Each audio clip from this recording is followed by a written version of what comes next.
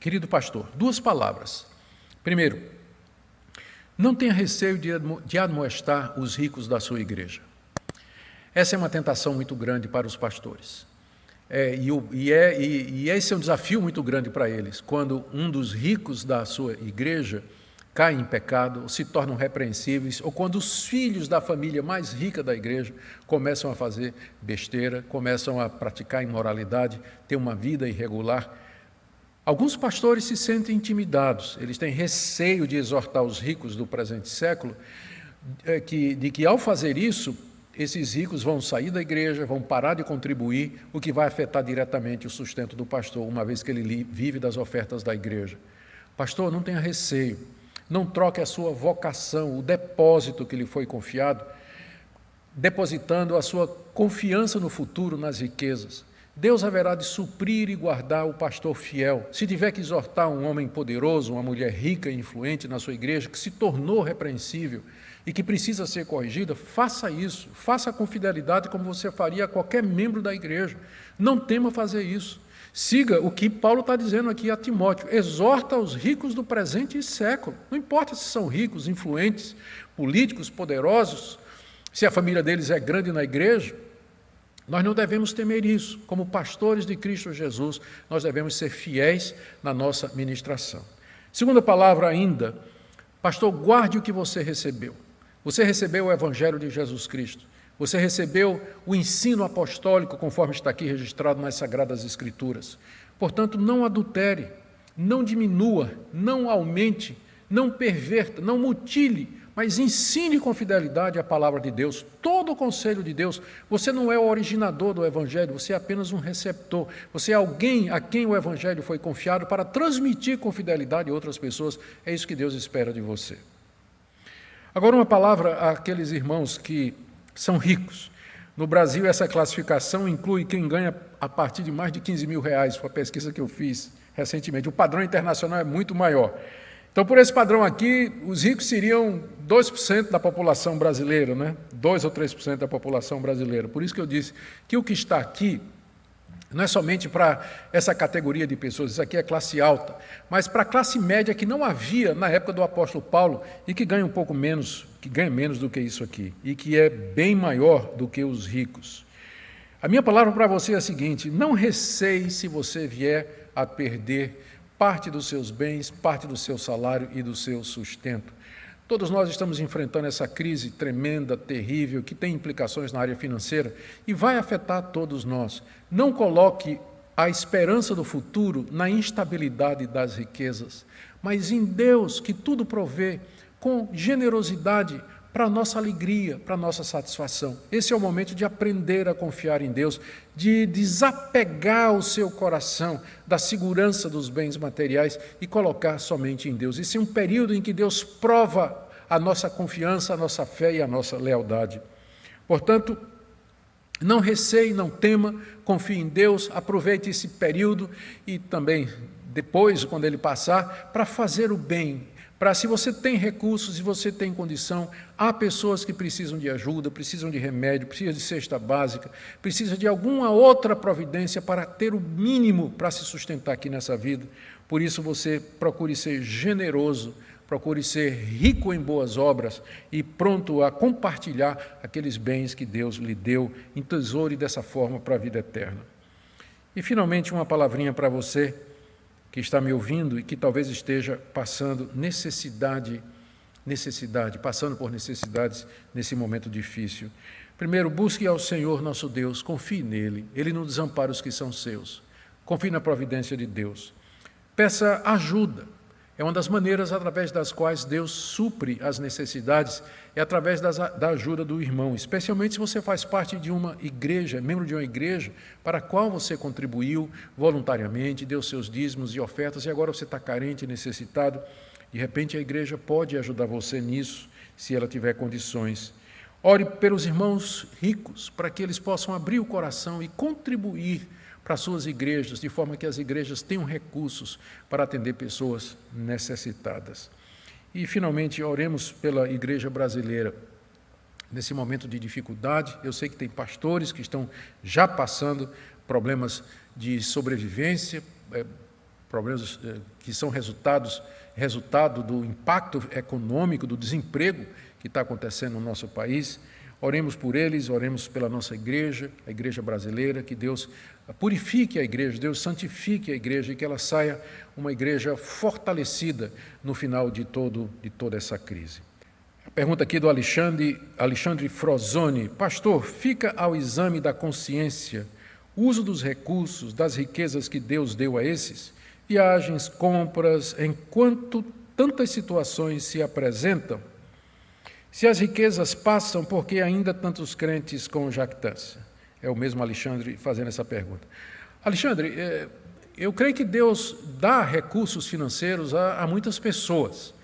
Há pessoas que recebem da parte de Deus, ou porque herdaram fortunas, ou porque nasceram já numa determinada classe social e tiveram oportunidades aqui nesse mundo. Então, há pessoas que receberam da parte de Deus o privilégio de ter bens materiais. E eu não vejo nenhuma dificuldade que elas usem esses bens para a sua alegria, para a alegria dos seus filhos, de sua família e para o seu aprazimento.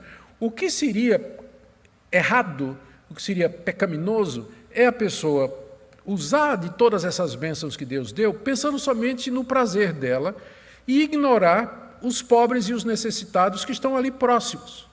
Então, pessoas que têm recursos, elas devem fazer as duas coisas. Pode usar os recursos para viajar, ter um carro bom, morar muito bem, colocar os filhos numa excelente escola de referência, mas, ao mesmo tempo, ele usa recursos para abençoar os irmãos desprovidos, os irmãos menos privilegiados do que ele e que precisam realmente da sua ajuda. Então, esse é o caminho que a Bíblia ensina, é o caminho de você desfrutar com alegria e abençoar aquela pessoa necessitada.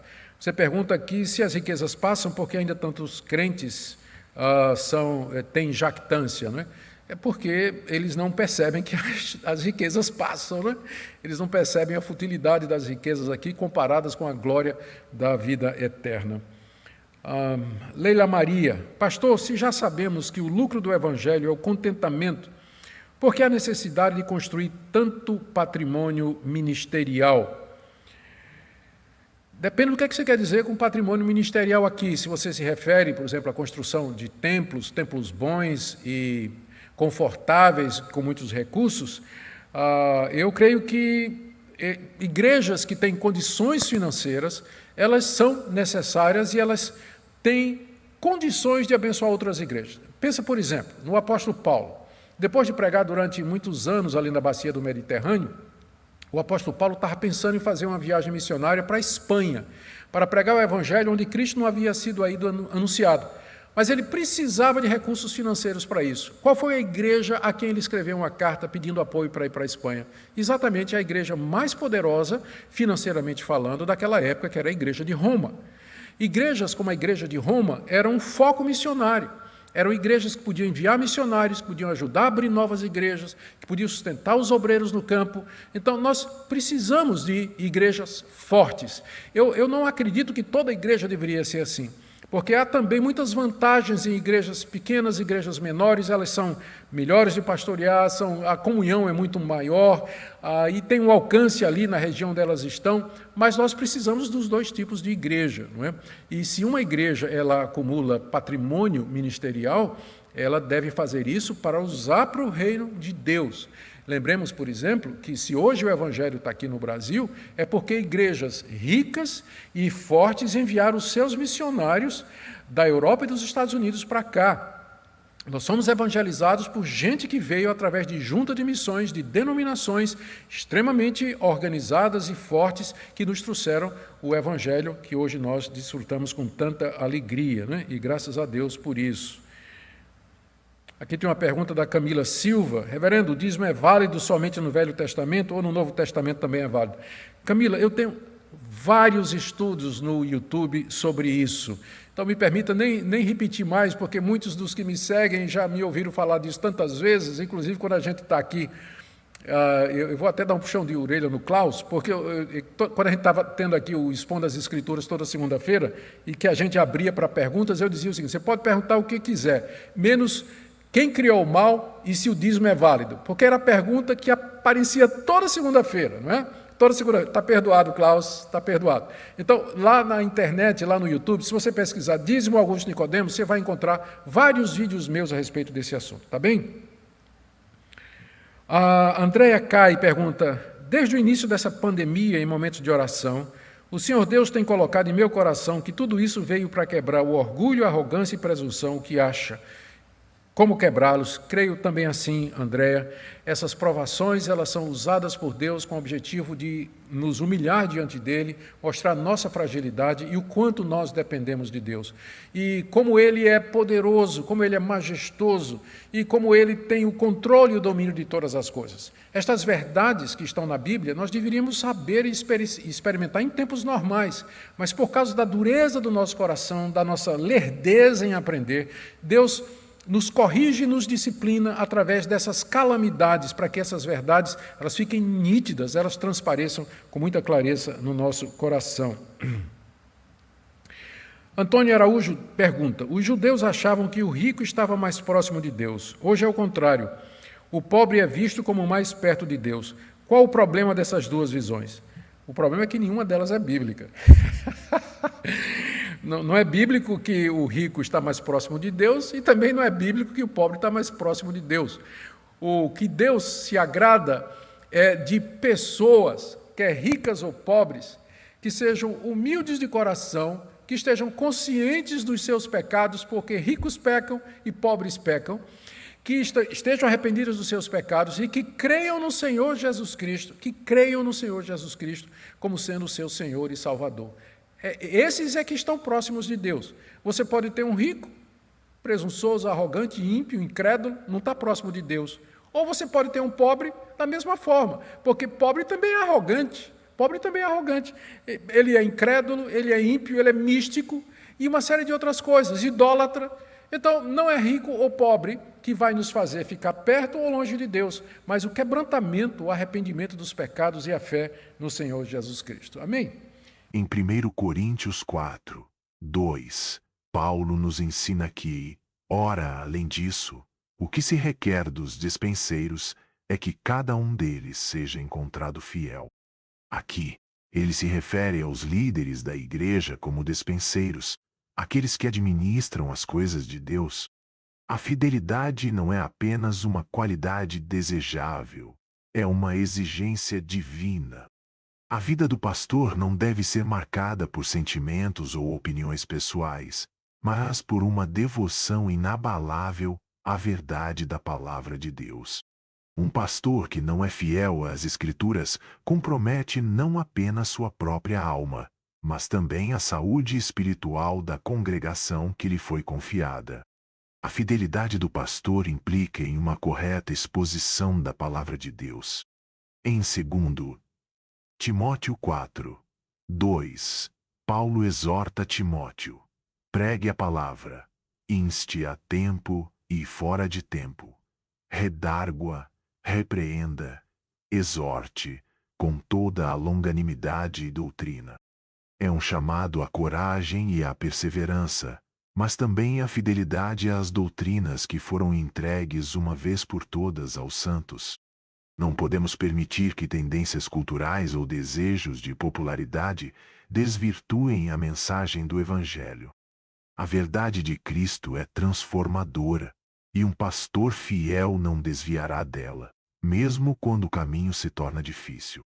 Além disso, a fidelidade de um pastor é essencial para que ele sirva como um exemplo de integridade moral e espiritual. Em 1 Pedro 5, 2, 3, lemos: pastoreai o rebanho de Deus que está entre vós, não por força, mas voluntariamente, nem por torpeza de ganho, mas de boa vontade, nem como tendo domínio sobre a herança de Deus, mas servindo de exemplo ao rebanho.